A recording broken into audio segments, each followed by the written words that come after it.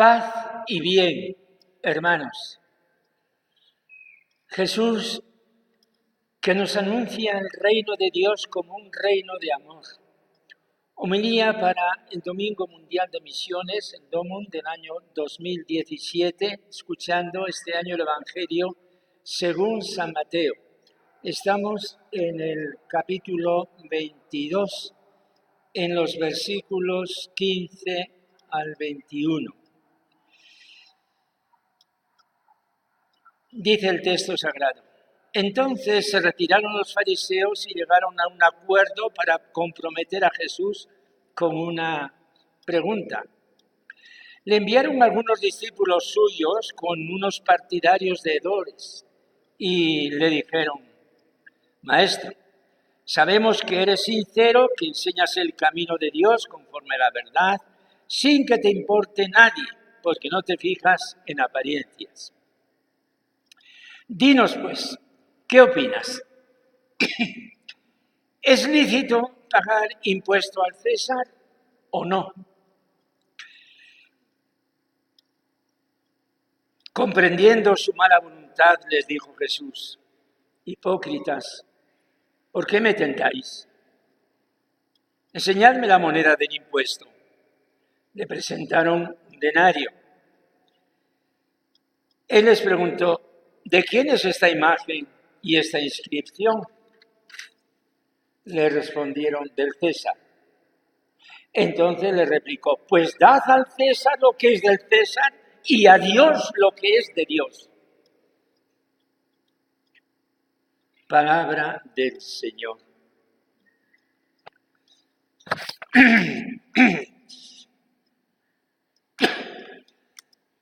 Hermanos, hoy, por ser tercer domingo de octubre, es el Domingo Mundial de las Misiones, el DOMUN.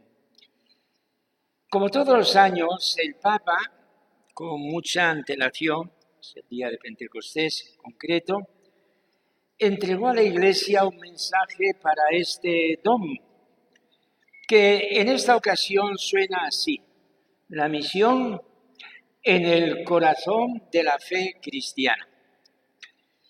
Y comienza con estas palabras: Este año la Jornada Mundial de las Misiones nos vuelve a convocar en torno a la persona de Jesús, el primero y el más grande evangelizador, con palabras de Pablo VI, que nos llama continuamente a anunciar el Evangelio del amor de Dios Padre con la fuerza del Espíritu Santo. Esta jornada nos invita a reflexionar de nuevo sobre la misión en el corazón de los cristianos. De hecho, la Iglesia es misionera por naturaleza. Si no lo fuera, no sería la Iglesia de Cristo, sino que sería una asociación entre muchas otras que terminaría rápidamente agotando su propósito y desapareciendo. Por ello, se nos invita a hacernos algunas preguntas que tocan nuestra identidad cristiana y nuestras responsabilidades como creyentes en un mundo confundido por tantas ilusiones, herido por grandes frustraciones y desgarrado por numerosas guerras fratricidas que afectan de forma injusta sobre todo a los inocentes. ¿Cuál es el fundamento de la misión? ¿Cuál es el corazón de la misión? ¿Cuáles son las actitudes vitales de la misión? Al eco de estas preguntas, hermanos, escuchamos el Evangelio de hoy, el Evangelio del tributo al César, que es la continuación del Evangelio del domingo anterior. Estamos en la Semana Santa, en los días finales en los cuales se va a fraguar el destino y la condenación de Jesús. Este Evangelio que acabamos de escuchar es un Evangelio político. ¿Ha tomado Jesús en su vida una opción política en favor del pueblo oprimido? ¿Se ha decantado por un partido en aquella sociedad en el que la política y la religión estaban esencialmente unidas? Porque el pueblo en el cual ha vivido Jesús es un pueblo teocrático. De hecho, la causa de Jesús se maneja, o más bien se manipula, para que su condena sea justificada como una condena política. Le dicen los judíos a Pilatos: si sueltas a ese, no eres amigo del César. Todo el que se hace rey va contra del César. Esa fue la reconversión que hicieron las autoridades judías ante Pilato para que le sentenciara con la pena de muerte. Pero la verdad pura y cruda es que Jesús nunca se había definido en su predicación ni a favor ni en contra del emperador romano. La verdad es que Jesús nunca había objetado la legitimidad de la autoridad de Pilato ni de los tetrarcas que gobernaban los diversos territorios. Y diríamos que esto es sorprendente, porque si comparamos la actitud de Jesús con respecto a los profetas de antaño, de Isaías, de Jeremías, hay unas diferencias notorias. Isaías, del siglo VIII a.C., intervino en el horizonte político de su tiempo frente al rey Ahaz.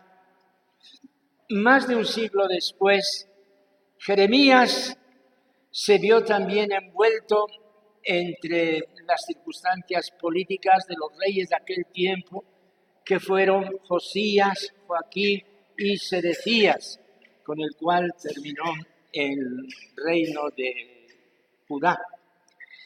Jesús no actuó en la escena política, como tampoco luego actuaría Pablo. Podemos entender que era tal la magnitud de lo que predicaba Jesús, que era el advenimiento del reino de Dios a la tierra, que él lo habría hipotecado si de ahí hubiera tomado decisiones políticas concretas, como tomaron, por ejemplo, los celotes frente al Imperio Romano. En el episodio de hoy se quiere poner a Jesús en una trampa, y expresamente lo dice el Evangelio. Comprendiendo la mala voluntad, les dijo Jesús: hipócritas, ¿por qué me tentáis? Y la consulta que le hacen a Jesús es una consulta política. O afinando más, es una consulta moral intencionada. ¿Es moral o no es moral el someterse al emperador y pagar el tributo? Y Jesús puede dar una contestación moral y decir: por supuesto, hay que pagar los impuestos según la ley. No es esa la respuesta de Jesús. Si captamos bien la fuerza de la frase, Jesús tiene un anuncio profético al responder. Jesús no ha venido a este mundo para resolver ningún problema político. Jesús viene como enviado por Dios para anunciar la soberanía absoluta de Dios en esta culminación de la historia, de un Dios que es un Dios de amor. Y la respuesta de Jesús tiene una doble vertiente. Primero, ¿de quién es esta imagen? ¿De quién es esta inscripción? Allá vosotros. Vosotros la hacéis, vosotros la deshacéis. Los asuntos intramundanos los debemos resolver nosotros, los hombres. Al César lo que es del César. Arreglaos. Segundo, pero a Dios lo que es de Dios. Esa frase hay que entenderla así, como el anuncio profético del rey.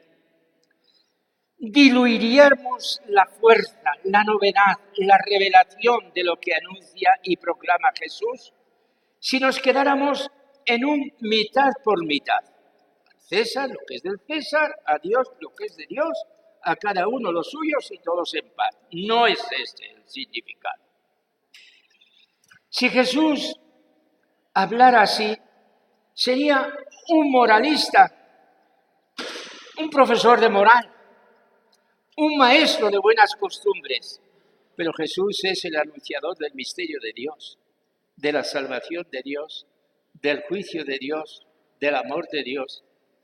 Y la proclamación que Jesús hace es esta: a Dios lo que es de Dios. Frente a eso, todo queda absolutamente relativizado. Hermanos, estamos reflexionando estas cosas en el momento en que nuestra patria, desde México estoy hablando, soy español, se revuelven sentimientos encontrados por la convulsión suscitada el 1 de octubre, de todos conocido. Muchos sacerdotes, en servicio al pueblo de Dios, se decantan por una determinada opción. Otros pensamos que la magnitud del mensaje que llevamos entre manos no podemos condicionar y no podemos tomar como opción evangélica una opción que al final pensamos que es una opción partidista. No. Y creemos que esta postura se acuerda mejor a la opción que Jesús ha tomado en su ministerio. Yo os estoy anunciando el reino de Dios, que es infinitamente más grande que todos esos asuntos políticos que me estáis planteando. Por otra parte, en el momento en que estoy pensando y diciendo, después de haberlo escrito, estas homilías, en Barcelona, hoy, sábado día 21, están beatificando a 109 mártires de los misioneros hijos del corazón de María, los claretianos. Es increíble pensar que en la Guerra Civil Española fueran asesinados 6.832 católicos, calidad de sacerdotes, de religiosos, religiosas, incluso obispos. Y al punto viene la réplica. Tú te fijas en estos y los otros, ¿qué? Hermanos, una homilía no da espacio ni tampoco da el momento oportuno para entrar en el debate. Tan solo diremos, con la historia en la mano, con las actas que certifican bien, diremos que es verdad el eslogan que han puesto: misioneros hasta el final. Estos mártires, Mateu Casals y 108 compañeros más, sacerdotes unos, estudiantes otros, hermanos religiosos otro grupo, estos hermanos cuyas causas han sido aprobadas no en conjunto, colectivamente, como grupo, sino examinando las virtudes uno a uno y la causa de la muerte uno a uno. Estos hermanos nuestros han sido testigos de Jesucristo y misioneros hasta el final. Entre ellos hay un grupo que nos emociona particularmente al darles hoy la palma del martirio, un grupo de estudiantes del gran convento que tenían en Cervera, en Lérida, muchachos de 20, 22 años. Terminemos orando a Jesús, que nos ha dado la gracia de la fe y nos envía a anunciar el Evangelio. Señor Jesús, yo quiero ser misionero, no para aumentar el número, el poder de la Iglesia Católica. Pensarlo así sería pecado.